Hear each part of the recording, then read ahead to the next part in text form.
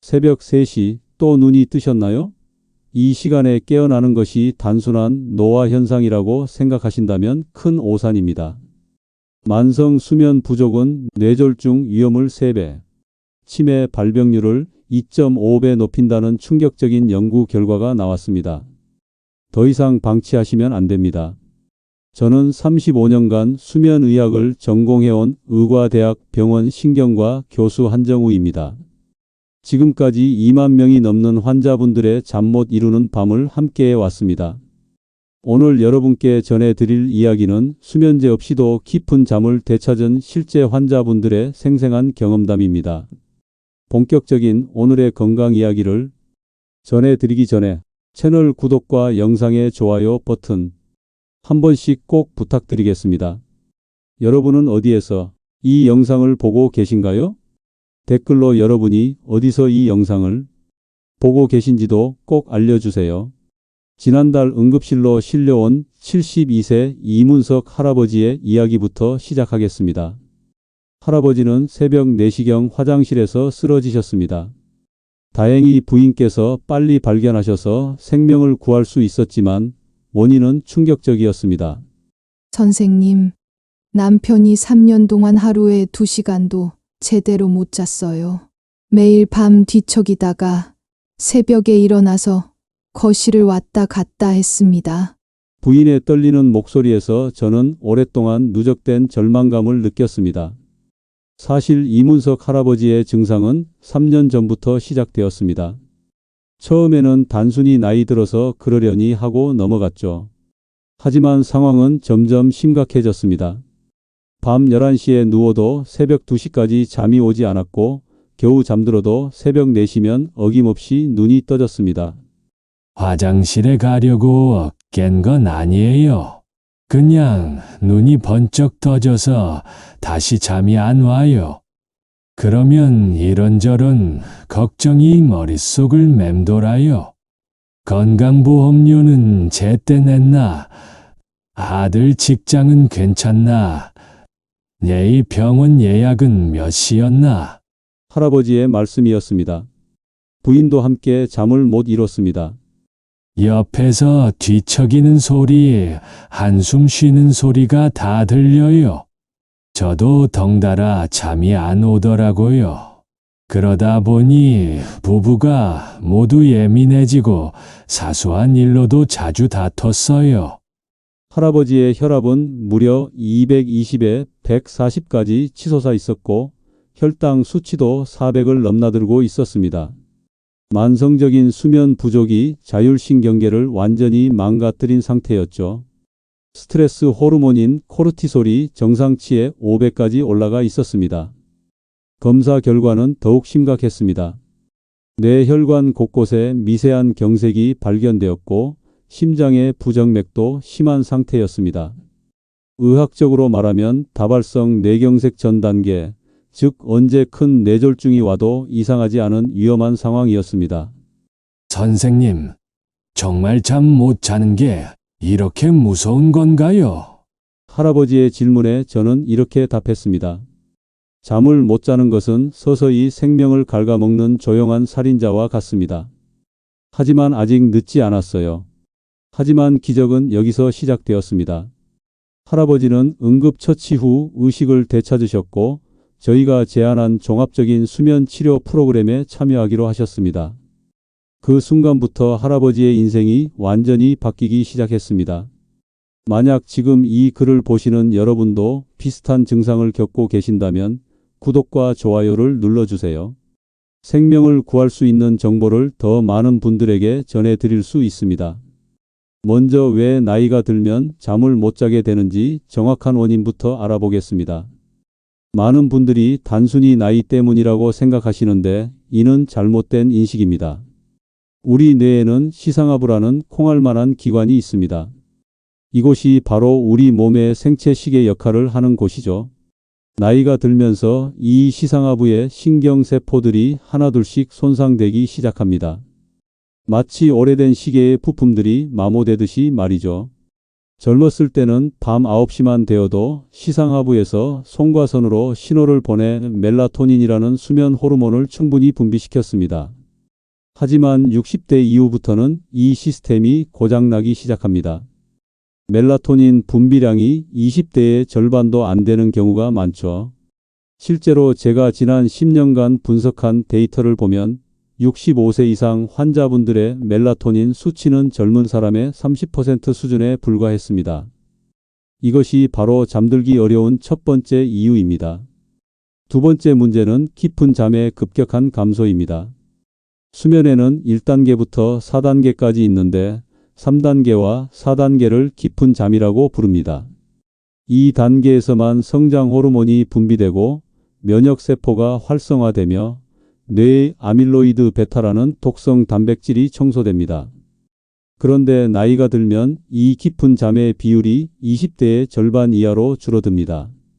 그래서 8시간을 자도 실제로는 4시간 정도의 효과밖에 못 보는 거죠. 조금만 소음이 있어도 쉽게 깨어나고 아침에 일어나도 개운하지 않은 이유가 바로 여기에 있습니다. 세 번째는 스트레스 호르몬의 악순환입니다. 건강 걱정, 경제적 불안, 가족 문제, 사회적 고립감 등으로 인한 만성 스트레스가 코르티솔이라는 호르몬을 밤에도 계속 분비시킵니다. 이 호르몬은 본래 아침 6시에서 8시 사이에 최고치에 달해 우리를 깨우는 역할을 하는데 밤에 과다 분비되면 뇌가 계속 각성 상태를 유지하게 됩니다. 더 심각한 것은 이런 상황이 악순환을 만든다는 점입니다. 잠을 못 자면 스트레스가 쌓이고 스트레스가 쌓이면 더 잠을 못 자게 되죠.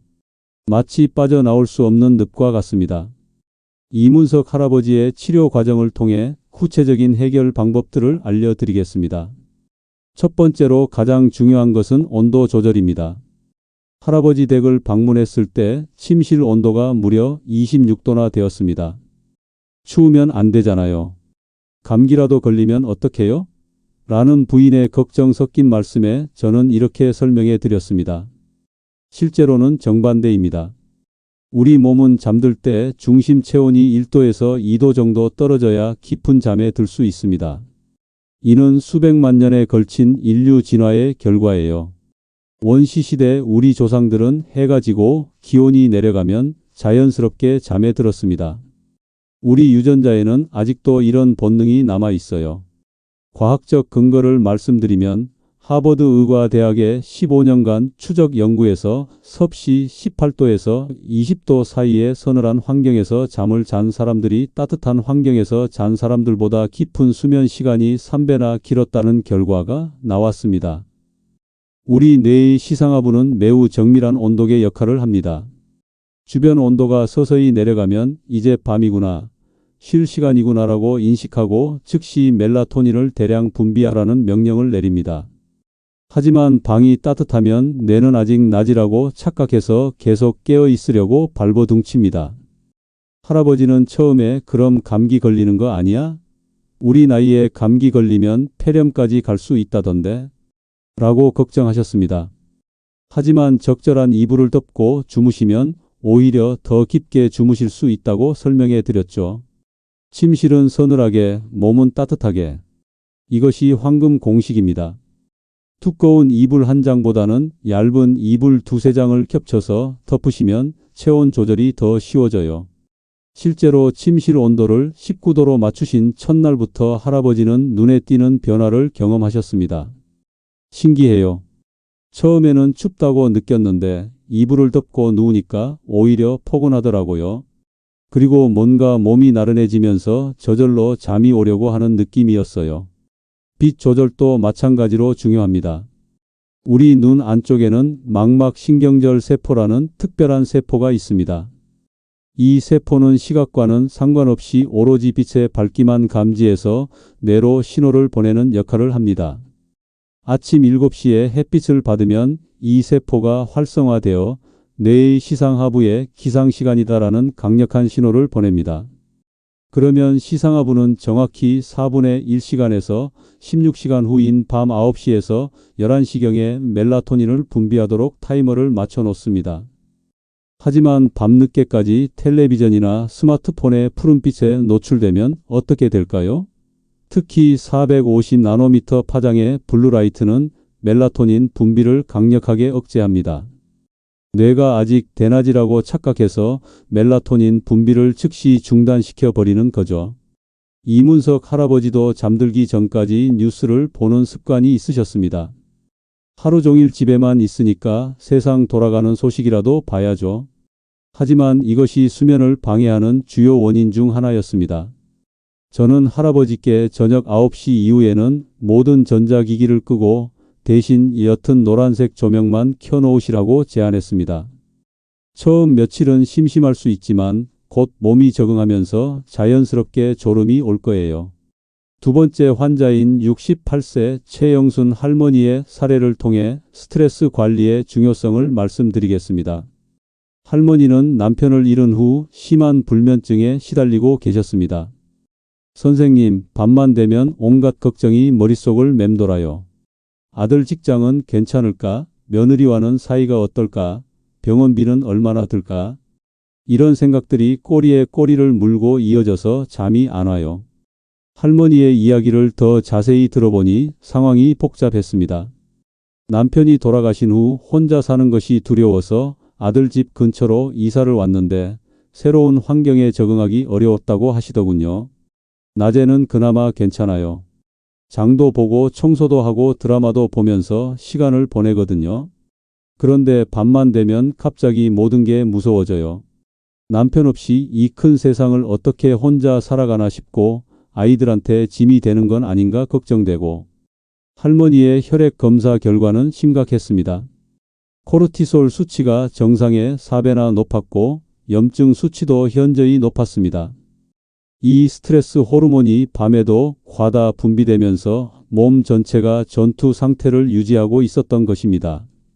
할머니, 지금 할머니 몸은 마치 전쟁터에 있는 것처럼 긴장하고 있어요. 혈압이 치솟고 심장이 빨리 뛰고 온몸의 근육이 딱딱하게 굳어있는 상태에서는 그 누구도 잠들 수 없습니다. 스트레스가 수면에 미치는 영향은 상상 이상으로 복잡합니다. 스트레스를 받으면 우리 뇌의 편도체라는 부위가 활성화됩니다. 편도체는 위험을 감지하는 경보 시스템 역할을 하는데 한번 활성화되면 쉽게 진정되지 않습니다. 동시에 시상하부 마이너스 내 하수체 마이너스 부신 축이라는 복잡한 시스템이 작동해서 코르티솔을 대량 분비합니다. 이 호르몬은 혈당을 올리고 혈압을 높이고 면역 기능을 억제합니다.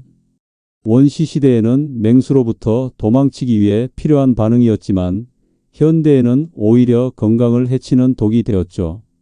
저는 할머니께 특별한 호흡법을 가르쳐 드렸습니다. 바로 4-7-8 호흡법입니다. 코로 4초 동안 천천히 숨을 들이마시고 7초 동안 참았다가 입으로 8초 동안 후 소리를 내며 길게 내쉬는 방법입니다. 처음에는 어색할 수 있어요. 하지만 이 호흡법에는 놀라운 과학적 원리가 숨어 있답니다. 길게 내쉬는 호흡을 하면 우리 몸의 부교감신경이 활성화됩니다. 부교감신경은 휴식과 회복을 담당하는 신경으로 이것이 활성화되면 심박수가 느려지고 혈압이 내려가며 근육이 이완됩니다. 동시에 미주신경이라는 중요한 신경이 자극됩니다. 미주신경은 뇌에서 시작해서 목, 가슴, 복부까지 연결되는 우리 몸에서 가장 긴 신경 중 하나인데 이 신경이 활성화되면 스트레스 호르몬 분비가 억제되고 행복 호르몬인 세로토닌 분비가 증가합니다. 할머니는 처음에 반신반의하셨습니다. 호흡만으로 잠이 온다고요? 그럼 그동안 고생한 게 뭐예요? 하지만 첫날부터 효과가 나타났습니다. 정말 신기해요. 호흡법을 10번 정도 하고 나니까 뭔가 몸이 무거워지면서 마음이 차분해지더라고요. 평소 같았으면 밤 2시까지 뒤척였을 텐데 30분 만에 잠이 들었어요. 할머니는 또한 라벤더 향을 활용하셨습니다. 라벤더 오일을 베개에 한두 방울 떨어뜨리는 것만으로도 놀라운 효과를 보셨죠. 라벤더의 주성분인 리날룰은 후각신경을 통해 0.3초 만에 뇌의 변연계에 도달합니다. 변연계는 감정과 기억을 조절하는 뇌의 중추 부위인데 리날룰이 이곳에 도달하면 뇌파가 안정적인 알파 상태로 바뀌고 코르티솔 수치가 23%나 감소한다는 것이 과학적으로 증명되어 있습니다. 향 하나로 이렇게 달라질 줄 몰랐어요. 라벤더 향을 맡으면 왠지 마음이 평온해지면서 어린 시절 할머니 집에서 자던 기억이 떠올라요. 그때의 그 편안함이 다시 느껴져요. 최영순 할머니의 치료 과정에서 흥미로운 방법을 하나 더 발견했습니다. 바로 걱정 일기 쓰기였습니다. 할머니, 밤에 걱정이 떠오를 때마다 침대 옆에 놓인 수첩에 적어보세요. 자세히 적을 필요는 없어요. 간단한 키워드만으로도 충분합니다. 처음에는 이상하다고 하셨지만 며칠 해보시니 놀라운 효과가 있었습니다. 신기해요. 걱정을 종이에 적어두니까 뇌가 이건 잊어버리지 않겠구나 하고 안심하는 느낌이에요. 그러면 자연스럽게 그 생각을 놓게 되더라고요. 이것은 인지과학적으로도 근거가 있는 방법입니다. 우리 뇌는 미완료된 과제에 대해 계속 생각하려는 특성이 있는데 이를 자이가르닉 효과라고 부릅니다.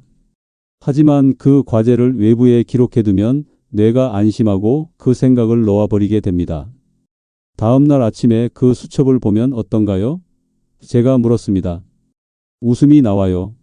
이런 시시한 걱정을 왜 그렇게 크게 생각했을까 싶어요. 낮에 보면 별것 아닌 일들이 밤에는 왜 그렇게 큰 문제처럼 느껴지는지 모르겠어요. 바로 그겁니다. 밤에는 모든 문제가 더 크고 해결하기 어려워 보입니다. 이는 뇌의 전전두엽 기능이 떨어지기 때문인데 전전두엽은 논리적 사고와 문제 해결을 담당하는 부위입니다. 피곤하면 이 부위의 기능이 저하되어 감정적으로만 생각하게 되죠. 세 번째 환자는 74세 강민철 할아버지였습니다. 할아버지는 당뇨 때문에 일반적인 수면제를 복용하기 어려운 상황이셨습니다. 혈당 조절약과 수면제가 상호작용을 일으킬 수 있기 때문이죠. 선생님, 약은 이미 너무 많이 먹고 있어요. 혈압약, 당뇨약, 콜레스테롤약. 이제 수면제까지 먹으면 내 위장이 견딜 수 있을까요? 할아버지의 걱정이 일리가 있었습니다. 그래서 저는 자연요법을 제안해 드렸습니다. 바로 꿀과 천연 소금을 이용한 특별한 음료였습니다. 하지만 할아버지는 당뇨가 있으셔서 꿀 대신 천연 감미료인 스테비아를 사용하기로 했습니다. 당뇨가 있으면 꿀을 못 먹는 거 아닌가요? 할아버지의 질문에 저는 이렇게 설명해 드렸습니다. 꿀의 역할을 정확히 이해하시면 됩니다. 꿀이 수면에 도움이 되는 이유는 단순히 단맛 때문이 아니라 뇌에 적절한 에너지를 공급해서 휴식 모드로 전환하게 하기 때문입니다. 스테비아나 자일리톨 같은 천연 감미료로도 비슷한 효과를 얻을 수 있어요. 만드는 방법은 간단했습니다. 미지근한 물 200ml에 스테비아 1티스푼과 히말라야 핑크 소금 4분의 1티스푼을 넣고 잘 저어주는 것이었습니다. 잠들기 30분 전에 마시는 것이 가장 효과적이었죠. 소금을 먹으면 혈압이 오르는 거 아닌가요? 할아버지의 또 다른 걱정이었습니다. 일반 식탁용 소금과 천연 소금은 완전히 다릅니다. 히말라야 핑크 소금이나 천일염 같은 천연 소금에는 나트륨 외에도 마그네슘, 칼슘, 칼륨 같은 80여 가지 미네랄이 들어있어요. 이런 미네랄들은 오히려 혈압을 안정시키고 신경을 진정시키는 역할을 합니다. 특히 마그네슘은 자연의 신경 안정제라고 불립니다.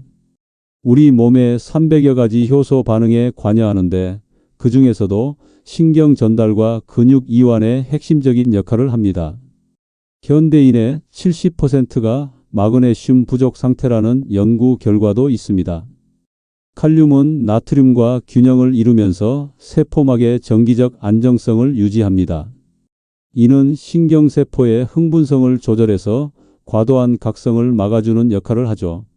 칼슘은 신경 전달 물질의 분비를 조절하고 근육 수축을 도와줍니다. 강민철 할아버지는 이 음료를 마신 지 5일 만에 놀라운 변화를 경험하셨습니다. 처음에는 반신반의했는데 정말 신기하게도 마시고 나서 20분이면 졸음이 와요. 새벽에 깨더라도 다시 잠드는 시간이 확실히 빨라졌어요. 더욱 놀라운 것은 혈당 수치에도 긍정적인 변화가 있었다는 점입니다. 충분한 수면을 취하자 인슐린 저항성이 개선되어 혈당 조절이 더 쉬워진 것입니다. 당뇨약을 먹어도 잘 안 떨어지던 혈당이 잠을 잘 자니까 안정되더라고요. 이는 과학적으로도 설명이 됩니다.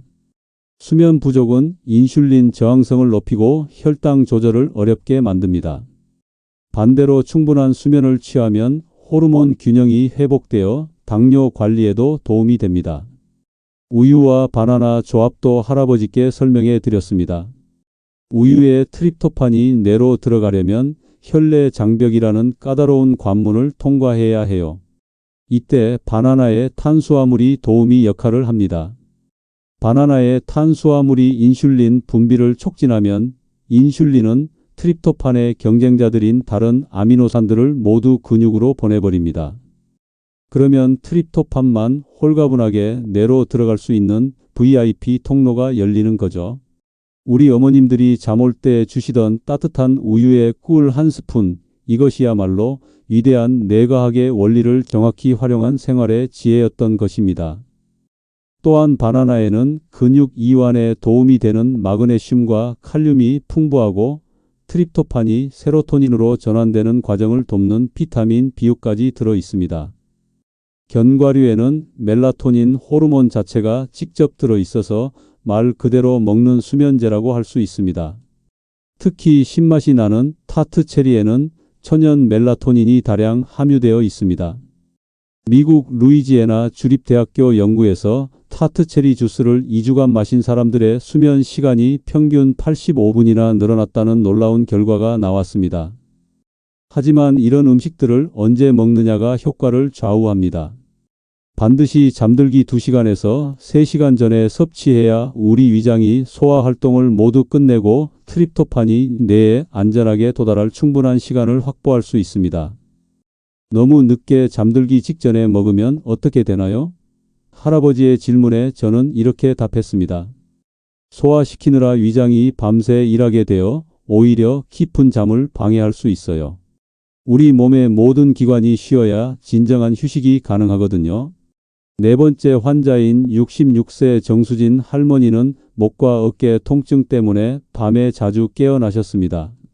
할머니의 베개를 확인해 보니 높이가 무려 15cm나 되었습니다. 이 베개를 40년 넘게 써왔어요.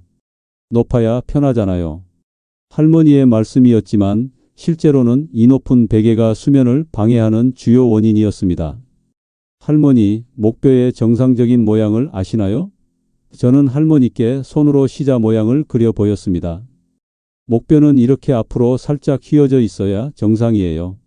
그런데 너무 높은 베개를 베고 자면 이 곡선이 강제로 펴지면서 일자목이 됩니다. 우리 척추는 자연이 만든 최고의 건축 구조물입니다. 옆에서 보았을 때 완벽한 S자 곡선을 이루고 있어야 하죠. 목뼈는 앞으로, 등뼈는 뒤로, 허리뼈는 다시 앞으로 휘어져 있어야 정상입니다. 이 완벽한 설계가 용수철처럼 작용해서 우리가 걷거나 뛸 때 발생하는 엄청난 충격을 흡수하고 몸무게를 효율적으로 분산시켜 줍니다. 하지만 잘못된 베개가 매일 밤 7시간에서 8시간 동안 이 구조를 무자비하게 파괴합니다. 더 심각한 것은 이런 변화가 서서히 일어나기 때문에 본인이 느끼지 못한다는 점입니다. 그럼 베개를 아예 안 베고 자면 되는 건가요? 할머니의 질문에 저는 고개를 저었습니다. 그것도 문제예요. 베개 없이 자거나 너무 낮은 베개를 베면 목이 뒤로 과도하게 젖혀져 기도가 좁아집니다.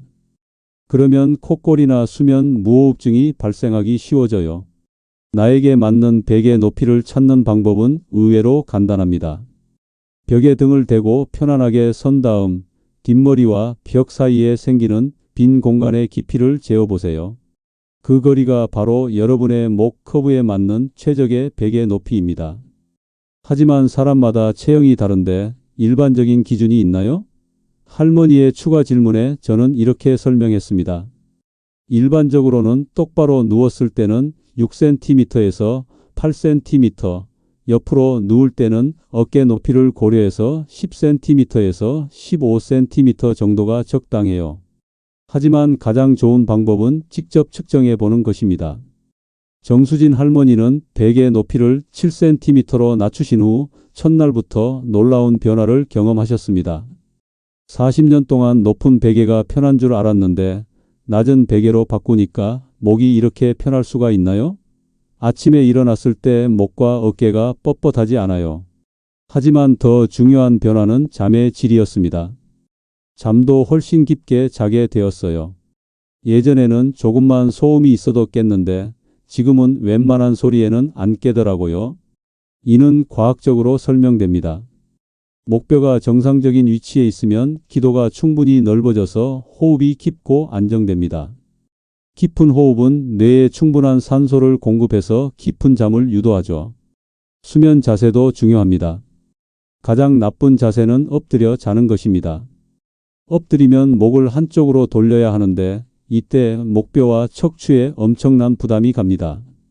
또한 가슴이 눌려서 호흡도 어려워집니다. 팔을 머리 위로 올리고 자는 만세 자세도 피해야 합니다.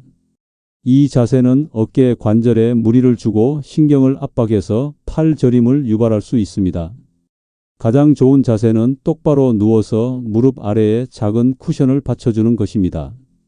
이렇게 하면 허리의 부담이 줄어들고 다리 순환도 좋아집니다. 옆으로 누울 때는 다리 사이에 베개를 끼우면 골반과 척추의 정렬이 좋아집니다. 정수진 할머니에게 추가로 알려드린 방법이 있었습니다. 바로 귀 뒤쪽 풍지혈이라는 혈자리 마사지였습니다. 풍지혈이라고 들어보셨나요? 할머니는 고개를 저으셨습니다. 귀 뒤쪽 뼈 아래 움푹 들어간 곳에 있는 혈자리예요. 세계보건기구에서도 인정한 자율신경 조절 혈자리입니다. 정확한 위치를 찾는 방법을 알려드렸습니다. 귀 뒤를 만져보시면 뼈가 튀어나온 부분이 있어요. 그 뼈 바로 아래 목과 만나는 지점에 작은 움푹한 곳이 있습니다. 바로 그곳이 풍지혈이에요. 양쪽 엄지를 사용해서 풍지혈 부분을 부드럽게 누르면서 작은 원을 그리듯 마사지해 주시라고 했습니다. 너무 세게 누르지 마시고 적당한 압력으로 30초 정도면 충분해요. 이 혈자리의 효과는 정말 놀랍습니다. 풍지혈을 자극하면 뇌로 가는 혈류가 개선되고 미주신경이 안정됩니다. 또한 멜라토닌 분비를 촉진하는 효과도 있어서 자연스러운 수면 유도에 탁월합니다. 한의학에서는 수천 년 전부터 이 혈자리를 불면증 치료에 사용해왔고 현대의학 연구에서도 그 효과가 과학적으로 입증되고 있습니다. 특히 스트레스성 불면증에 효과가 뛰어나다는 연구 결과가 많습니다. 정말 신기해요. 귀 뒤를 살짝 눌렀을 뿐인데 머리가 맑아지면서 동시에 졸음이 오더라고요. 마치 머릿속이 시원해지는 느낌이에요. 할머니의 소감이었습니다. 이제 이문석 할아버지가 어떻게 완전히 회복되었는지 자세히 말씀드리겠습니다. 할아버지는 제가 알려드린 모든 방법을 체계적으로 적용하셨습니다. 먼저 환경 조성부터 시작했습니다. 침실 온도를 19도로 맞추고 습도를 55%로 조절하셨습니다. 공기청정기도 설치해서 미세먼지와 알레르기 유발 물질을 제거했죠. 베개 높이를 기존 12cm에서 7cm로 낮추고 매트리스도 새로 바꾸셨습니다. 처음에는 불편할 줄 알았는데 며칠 지나니까 오히려 이게 편하더라고요. 생활 패턴도 완전히 바꾸셨습니다. 잠들기 2시간 전부터는 모든 전자기기를 끄고 대신 은은한 노란색 조명만 켜놓으셨습니다. 라벤더 향을 맡으며 꿀소금 음료를 드시고 풍지혈 마사지를 하셨죠. 침대에 누워서는 4-7-8 호흡법을 10번 반복하고 발끝부터 시작해서 온몸에 힘을 빼는 이완법을 실시하셨습니다. 처음에는 복잡한 줄 알았는데 하다 보니까 자연스럽게 몸이 기억하더라고요.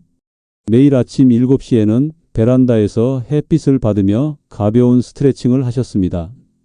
이는 생체 시계를 조절하는데 매우 중요한 요소였죠. 아침 햇빛을 받으니까 낮에 더 활기가 생기고 밤에는 자연스럽게 졸음이 와요. 식사 패턴도 조절하셨습니다. 저녁 6시 이후에는 가벼운 음식만 드시고 카페인이 들어간 음료는 오후 2시 이후에는 절대 드시지 않았습니다. 대신 저녁에는 캐모마일 차나 라벤더 차를 드셨죠. 놀라운 기적은 정확히 일주일 후에 시작되었습니다. 밤중에 깨는 횟수가 5번에서 1번으로 줄었고 다시 잠드는 시간도 1시간에서 10분으로 단축되었습니다. 2주 후에는 더욱 놀라운 변화가 나타났습니다. 잠들기까지 걸리는 시간이 2시간에서 20분으로 줄었고 깊은 잠의 비율이 현저히 늘어났습니다. 수면다원 검사 결과 3단계와 4단계 깊은 잠이 치료 전에 2배 이상 늘어난 것으로 나타났습니다. 3주 후에는 완전한 회복을 보였습니다. 밤 10시에 자연스럽게 잠이 들어 아침 6시까지 한 번도 깨지 않고 깊이 주무시게 되었습니다. 정말 20년 전으로 돌아간 것 같아요. 이렇게 개운하게 잠을 잔 게 언제인지 기억도 안 나요. 숙면을 취하자 할아버지의 몸이 스스로 회복을 시작했습니다. 가장 먼저 나타난 변화는 혈압이었습니다. 220에서 140으로 떨어져 정상 범위에 들어왔고 혈당도 400에서 150으로 안정되었습니다. 의사 선생님이 깜짝 놀라더라고요.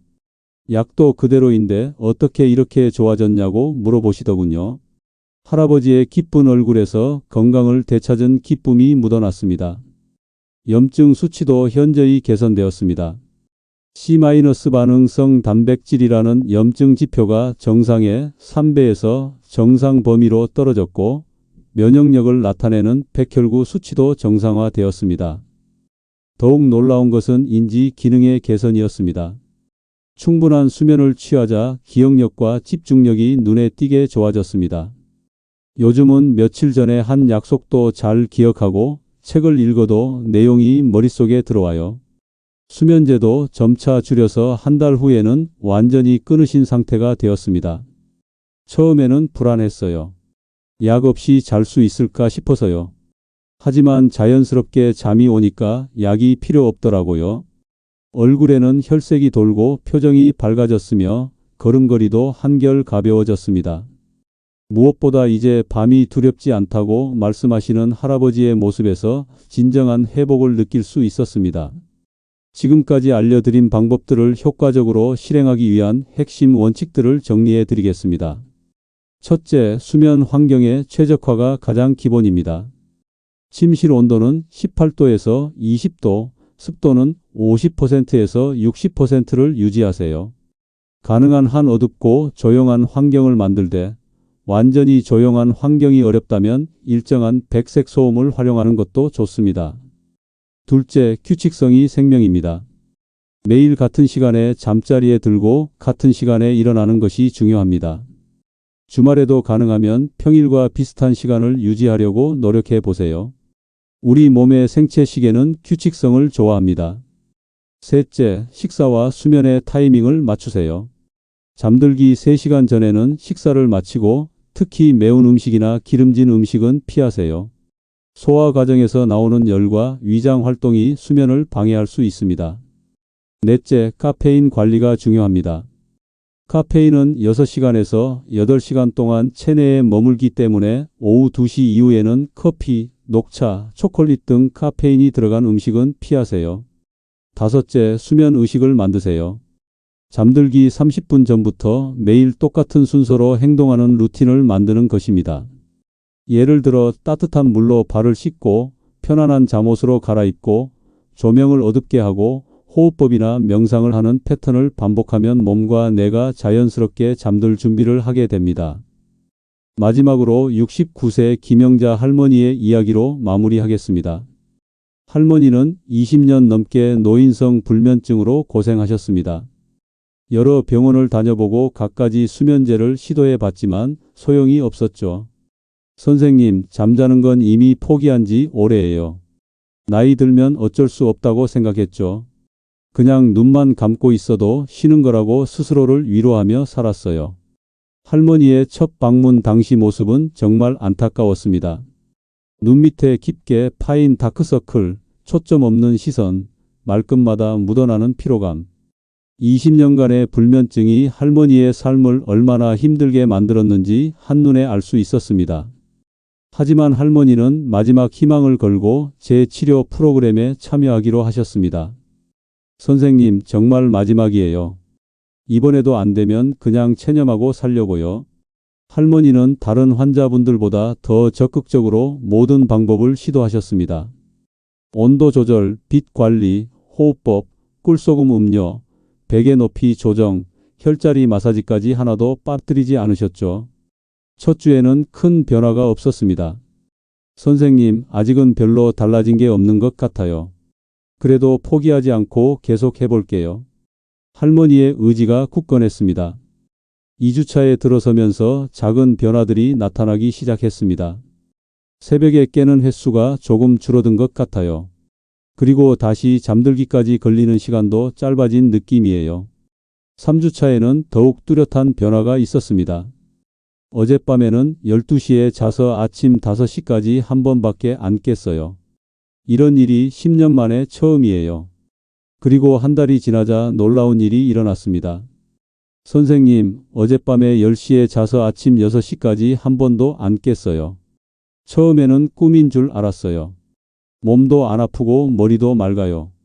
20년 전으로 돌아간 것 같아요. 할머니의 변화는 수면뿐만 아니라 일상생활 전반에 걸쳐 나타났습니다. 아침에 일어나면 기분이 좋아서 청소도 하고 요리도 하게 되었고 이웃들과의 교류도 늘어났습니다. 예전에는 늘 피곤해서 사람 만나는 것도 싫었는데 지금은 친구들과 만나서 수다 떠는 게 즐거워요. 삶의 활력이 생겼어요. 더욱 감동적인 것은 할머니가 이제 다른 불면증 환자들을 도와주고 계신다는 점입니다. 아파트 단지에 저처럼 잠 못 자는 분들이 많아요. 제가 알려드린 방법들을 전해드리고 있어요. 중요한 것은 완벽함이 아니라 꾸준함입니다. 모든 방법을 한꺼번에 다 하려고 부담 갖지 마시고 딱 한 가지만이라도 오늘 밤부터 시작해 보세요. 건강한 100세 시대 우리가 만들어갈 수 있습니다. 작은 실천이 큰 변화를 만듭니다. 오늘도 건강하고 행복한 하루 보내세요. 오늘 내용이 도움이 되셨다면 꼭 좋아요와 구독을 눌러주세요.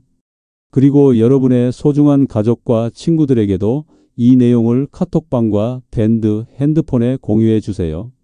균형 잡힌 건강 정보로 모두가 건강한 노후를 함께 만들어 갑시다. 다음에는 또 다른 유익한 건강 정보를 가지고 찾아뵙겠습니다. 여러분은 어디에서 이 영상을 보고 계신가요? 댓글로 여러분이 어디서 이 영상을 보고 계신지도 꼭 알려주세요. 오늘 강의가 도움이 되셨다면 구독과 좋아요, 알림 설정으로 다음 영상도 놓치지 마세요. 감사합니다. 오늘도 건강한 하루 되시길 바랍니다.